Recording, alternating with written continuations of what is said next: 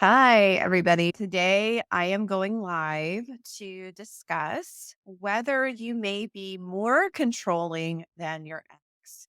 I know this may ruffle some feathers for a few people, but my job here is to help give you clarity because clarity usually carves the path for us to begin committing and taking action to transforming our lives, especially after narcissistic abuse. And you can look at your divorce or your breakup or your very unhealthy ex either as the bane of your existence or the catalyst to your healing and transforming your life into the greatest version you've ever had. That choice is up to you. So, today I'm going to talk about a couple of main ways your conscious or unconscious controlling habits might be showing up, how they're derailing your life, the relationship with yourself, preventing you from anchoring and developing and securing that relationship with yourself, and obviously preventing you from having a healthy, intimate relationship. So, the first symptom, the first clue that you likely have control issues is that you are a rescuer or a fixer. Now, I see this a lot. This could but also be mean, AKA that you are codependent. So I see a lot in clients and women that I talk to every week on breakthrough calls. They're usually problem solvers. Naturally, they are conscientious. They're driven in their career. They are usually in some kind of a helping profession. They're in healthcare, they're a physician, they're a nurse, they're a realtor, they're a lawyer, they're a consultant, they're in healthcare management. They're usually helping people solve problems professionally in their career. And they also tend to help their exes try to solve their problems in their relationships at the expense of her own mental and emotional, very often physical and financial well-being. So, if you are a fixer, I want to talk about what this is really about. When you're a fixer or a rescuer in your love life and in your career life, you are probably looking for validation. You are unconsciously or consciously seeking approval from other people. You're chasing success, you're chasing to feel secure in your position in the relationship or in your career. You're chasing, you want people to like you. And all of this is good. There's nothing wrong with that necessarily. But usually, what I find happening 99.9% of the time is that if you have this rescuing tendency or this fixer tendency, what's really going on is that you inherently feel unlovable. You don't feel deep down like you are enough. And to compensate for not feeling like you're enough or really truly believing that you're lovable, you're going to probably find yourself in scenarios where you are trying to help somebody, to fix somebody, to rescue somebody out of their plight, their drama, their chaos, because it makes you feel good. It makes you feel like you're worthy. It makes you feel like you are deserving. It makes you feel like you're a good person. But the problem with this is that you most often are going to attract situations that ultimately leave you feeling bankrupt, that leave you feeling emotionally empty, depleted, drained. Because if you subconsciously feel unlovable, if you feel like you are not enough subconsciously, and again, most people don't wake up in the morning and brush their teeth and go to a staff meeting and drive their kids to school and look at themselves in the rearview mirror of their car and tell themselves consciously, I'm unlovable. They don't feel that way. How this shows up is that they feel like something's wrong with them when they are at a PTA meeting with their kids and they are the only single parent in there and everybody else is married and they just left their husband 6 months ago and they feel like a loner. This shows up as being a workaholic, wanting to stay chronically busy after work, taking on extra projects, doing extra projects around the house because you feel so uncomfortable with the extra space by yourself and you don't want to think about your future. What happens if you never meet anybody? What happens if you die alone? Are your kids going to get into healthy relationships? And so, in order to quiet the toxic chatter in your own mind, a lot of women will stay chronically busy. But the bottom line is that if you are a rescuer or a fixer, it is number one, coming from a deep rooted feeling that you are unlovable and you are trying to compensate. And again, this is not always conscious. You're trying to compensate for that unlovable feeling, that unlovability by doing more for others, by trying to win approval. And the irony and the sad story that repeats itself over and over again is that until and unless you really address the trauma that's behind your unlovable feelings, your unlovable beliefs, that unlovable pattern, the not enough pattern, you're going to constantly attract careers, bosses, friends, men who are going to, in some way, make you feel unlovable because you're always going to be attracting your mirror. And often, and I've seen this for years, time and time again, I've experienced it myself personally.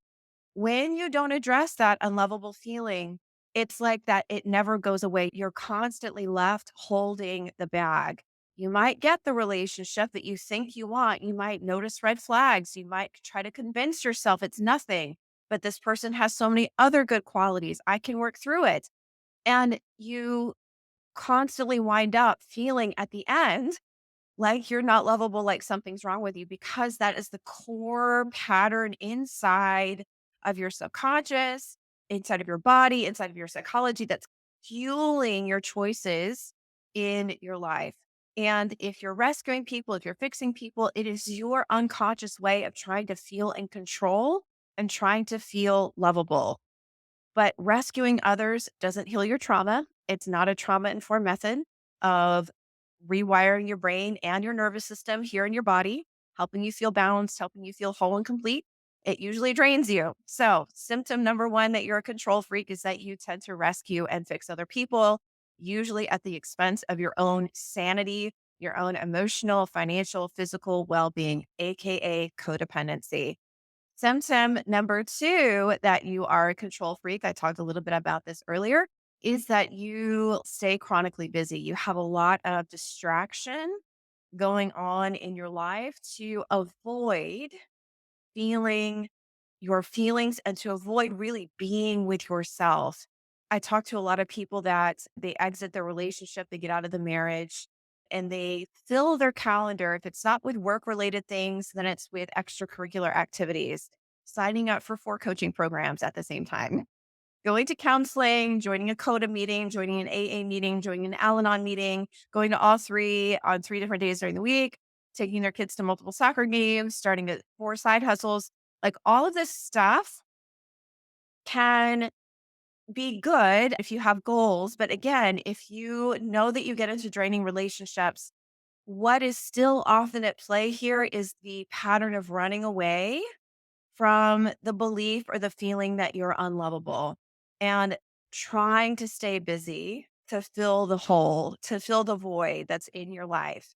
And I will be the first person to tell you no amount of money or no amount of success or no amount of great, amazing, handsome, charming, healthy guy will ever take that feeling away from you. You have to do the deep inner work of properly healing your trauma and learning to make more empowering, conscious choices in your life, in your love life. And somebody's calling me, don't need to be calling me. And making those choices consciously. Most of the choices that we're making in our lives are fueled by unconscious beliefs, trauma that we shut down, suppressed emotions, not wanting to feel like a bad person, not wanting to feel guilty, not wanting to feel shame. And so we tend to keep ourselves really busy and distract ourselves. And unfortunately, the longer you do this, the more your feelings just sit there waiting for some type of trigger. And a lot of times for people, in order for them to really change, they have to hit some kind of crisis or they have to hit some kind of like rock bottom moment. The business fails.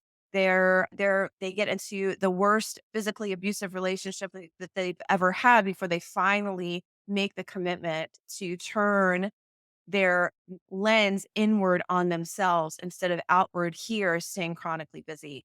So, symptom number two, that you may be a control freak in your life and this may be derailing your relationships, is that you have a pattern of staying chronically busy, whether that was in your relationship, staying chronically busy to work really hard to keep the relationship going, right? That inner problem solver in you, that inner helper in you, really, really hard to keep a failing ship from going underwater, or outside of the relationship after you've been divorced or outside of your last relationship, filling your time. And I wrote about this yesterday.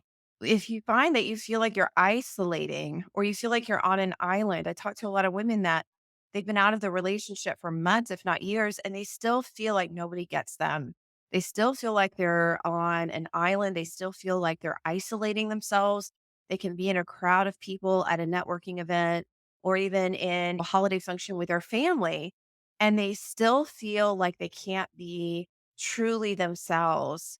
And they compensate for that discomfort by being a workaholic. And the sad part about this is that the more you distract yourself, the more it actually fuels those feelings of being on an island and feeling isolated. And the only way to truly overcome that feeling and the deep feeling that you are unlovable is by, like I said earlier, really properly addressing your trauma. So, the first thing that you really have to do before you do any healing steps, before you go see a therapist, read any books, work with a coach, is you have to take responsibility. And in your healing journey, it's very easy to get stuck in life is hard because my work is so crazy. Life is hard because my ex was such an asshole. Life is hard because my kids are really struggling right now and they're acting out in school and they have to go see their dad every 2 weeks and he's an asshole and they don't like it. Life is hard because X, Y, or Z. It's really easy. My relationship choices are so shitty because my upbringing, my childhood, that modeled my behaviors. So it's really easy to get caught in the trap of blaming your predicament on outside circumstances and shirking accepting responsibility. I was looking over an application somebody sent in the other day for a breakthrough call, and her life goal was to get her ex to take responsibility for all the wrongdoing that he had done to her and her family. For her, that was her life goal. That was like her main thing that she wanted. And that is clearly somebody who's still stuck in the blame game. Nothing wrong with that. But you are ultimately the decision maker. Your success in life or your lack thereof is completely and totally and 100% up to you, period. So you have to take responsibility and turn your lens off of taking care of everybody else, rescuing people, and start to take the courageous step. And it is courageous because it's uncomfortable at first, turning the lens in on yourself, prioritizing yourself, doing less, overcoming your guilt of prioritizing yourself, and start putting your healing at the top of your priority list every single day, even ahead of your own kids. So that's the first step. The second step is really addressing your trauma and work. I cannot stress this enough, working with a trauma informed coach, mentor, or therapist. What does trauma informed mean exactly? Trauma informed means that they're likely going to be using methods and techniques that do not involve repeating your story from the past. They're going to use techniques that bring your body on board, things like breath work, things like meditation, things like trauma sensitive yoga, which in a study performed by Vanderkolk, Dr. Bessel Vanderkolk, on women who had experienced emotionally abusive relationships, 86% of participants saw lasting changes in their complex trauma with trauma sensitive yoga therapy. And they didn't see lasting changes with talk therapy because we know that when you're recycling the story and talking about the story over and over again, you are literally in your brain on a neurological level, just continuing to fire and wire the same circuits that are linked to your past. So if you want to create a new future, you have to start telling a different story and you have to start prepping your body to be emotionally open, to stop living in anxiety, to stop living in rescuing. And when you're rescuing and fixing and spreading yourself really thin, you're living in a state of burnout and overwhelm. And Research shows that people who feel burnt out in their career, burnt out in their life, their brains look identical to somebody who's a war victim, who's somebody who's gone through like trauma in Iraq. Your amygdala in your brain, which is responsible for your fight or flight system, gets bigger because you're using it when you don't really need to be using it. You're using it more than you should. And the downside with that is if you're living in anxiety or overwhelm or burnout in your daily life, what happens is that because you're overusing your amygdala when it doesn't need to be used every day, your ability to listen to your intuition, feel those gut feelings, discern those gut feelings gets really weak because you're using the muscle, you're using your fight or flight muscle so much that it's like it's too strong and you lose the ability to listen, feel your intuition, listen to your intuition, act on that intuition. So, this is why a lot of women will get out of a bad relationship. They'll take some time off. They might go to talk therapy. They might talk about their childhood. Okay, I did this because of X. They talk about their ex. They feel okay because they're basically venting, and it does feel good to be listened to, especially when you were in a relationship where you weren't listened to, you weren't validated, you were made to feel like you were crazy. But then they get out and they basically repeat the same thing because they never really addressed. They didn't rewire anything in here. They just reinforced the old wiring that was there to begin with. That is a match for dysfunction in their intimate relationships. So, the best thing that you can do, number one, take responsibility. Number two, use trauma informed methods for your healing. And number three, invest in working with a mentor or a trauma informed coach or a trauma informed therapist who is going to give you an action plan, who is going to help you stay accountable to yourself, who is going to challenge you out of your comfort zone. Because the life that you want, the relationship that you want, the financial abundance that you want, the business that you want, the relationship with your kids that you want is going to lie out of your comfort zone. And in most cases, far out of your comfort zone. And our healing is never a finite journey, right? We're always healing, we're always in an evolutionary process. But when you have so much disappointment and betrayal and trauma and heartache in your intimate relationships, you can shut yourself off from possibility and start to focus on, I'm just going to keep to myself. I'm going to go to work. I'm going to come home. I'm going to stay really busy at work. And if you're a rescuer or a fixer in your intimate relationships, 9 times out of 10, you're doing that at work and draining yourself. If it's not a romantic partner, it's with your career or it's with your kids or it's with your family or it's with your friends. So you take yourself with you wherever you go. So if you're ready to heal the trauma, doesn't mean that you're going to be groveling through weeks and months of sadness and talking about your childhood all over again.